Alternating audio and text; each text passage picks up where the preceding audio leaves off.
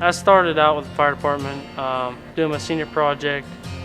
It was almost 3 years, and then I became a member nearly 4 months ago, and I just took real interest in it, and I want to possibly pursue a career in it.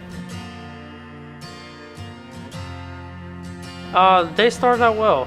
We got out on the golf course, we were having a good time, joking around, uh, playing okay, and just days going by on the last hole, and we had all not been putting well that day. So my brother and my dad were walking off the green. Gus and I had about the same distance putt, and Gus said, "Go ahead," and I said, "No, I insist, you first." And he stepped over his putt, and I turned my head, and I heard a loud thud on the green, and I looked over, and it was Gus. And I was like, "Hey Gus, come on, get up. It's enough joking around." And my dad looked at us, my brother and I, and he said, "Boys, he's not playing around. He needs help." My brother and I went over to Gus and began, shaking Gus. "Hey Gus, wake up, And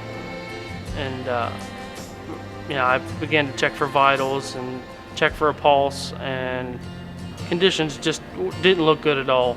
Didn't have a pulse when he left the golf course, and they were calling for a helicopter, and so very emotional.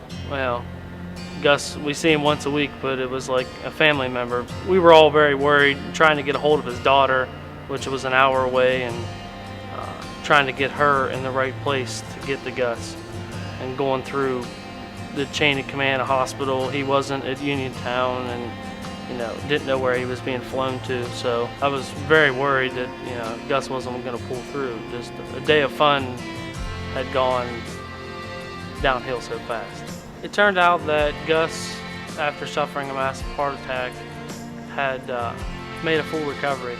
And we talked to him, several times, and about 2.5 weeks later, he was back to work. I'm very honored. I'm pleased to be chosen as, a youth hero, and that means a lot.